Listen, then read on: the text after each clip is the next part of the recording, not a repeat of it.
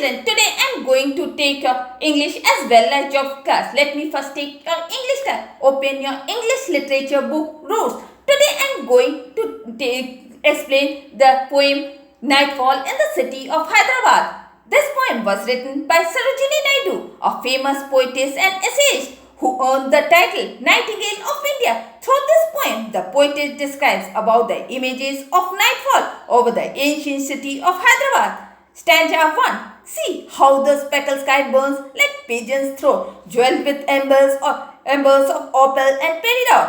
Through this line, the poet urges the people of Hyderabad to look at the night sky. The lights of the streets and the lights from the houses look like sparkles burning in the sky. These sparkles are compared to the pigeon's throat covered with ornaments of precious stone. Stanza 2. See the white river that flashes and scintillates, curved like a tusk from the mouth of the city gate. Through this stanza, the poet urges the people of Hyderabad to look at the curved rivers when lights from the street lamps or houses fall on the river. Their water gleams with the flashes of the light. It seems as if the tusks are hanging from the mouth of the city gate. Stanza 3. Hark from the minaret, how the muezzin's call floats like a battle flag over the city wall. Through this stanza, the poets urge the Islamic community to pay attention to the sound coming from the mosque and listen to the Maulvi's call for prayer that floats in the air just like battle flag marching throughout the city. Stanza 4. From the trellised balconies, languid and luminous, faces gleam veiled in a splendor voluminous.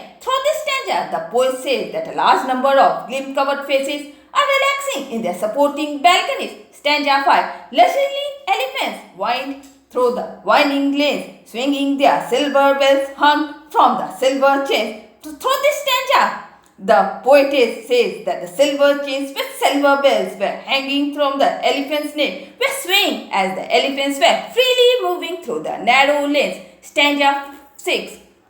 Round the high chimney sounds of gay cavalcades blend with the music of cymbals and serenades. Through this stanza, the poet says that the sounds of cheerful horse rider mixed with the music of musical instrument can be heard around the high walls of Charminar. Stanza 7. Over the city bridge, night comes majestical, born like a queen to a sumptuous festival. Through this stanza, the poetess says that if one stands over bridge and have a glimpse of the city, then one can see the wonderful knight appears carrying a palanquin as if a queen going to visit a festival.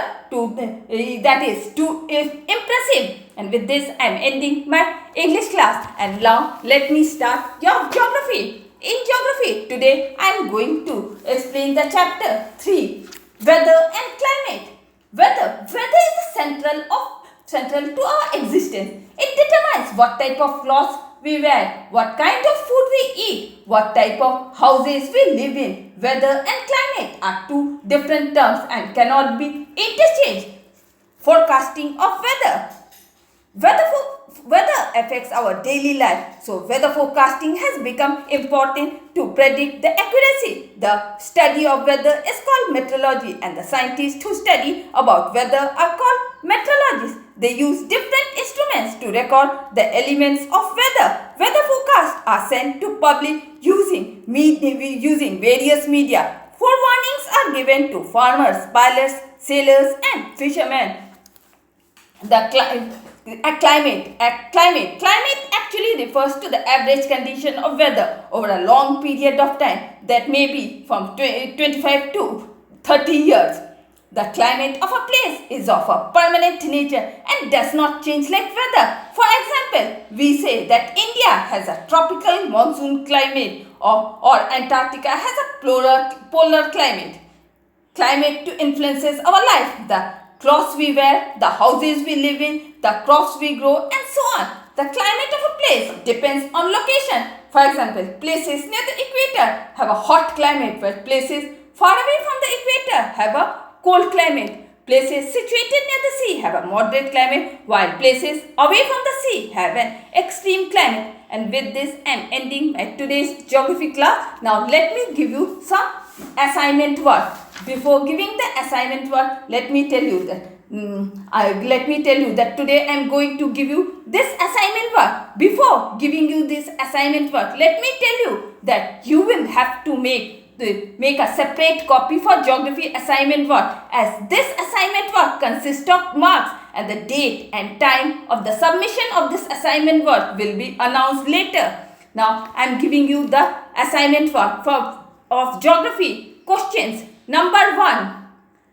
What does the word topography mean? Question 2. What are topographical maps? Question 3. Who are called the cartographers? Question 4. Why are colors used in maps? Question 5. What are the uses of conventional signs and symbols? Question 6. What does the white color on topographical maps represent? Question 7. Define map scale. 8. What is called the atmosphere? 9. What is called the atmosphere? What is the atmosphere? Question 9. What is the atmosphere made up of? Question 10. Define water cycle. 11. Name the layer closest to the earth. 12. What is known as the normal lapse rate? 13. Define tropopause. 14. What is the full form of CFC? 15. What is called the ionosphere? 16. Define iron. 17. What are greenhouses? 18. What are called the greenhouse gases?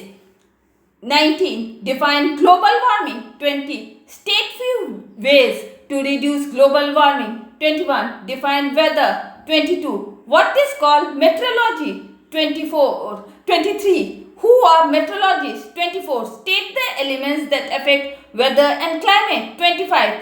State the factors on which the temperature depends. 26. Define precipitation. 27. What is called the atmospheric pressure? 28. What are isobars? 29. What are winds? 30. Define humidity. And with this, I am ending my today's class. Goodbye.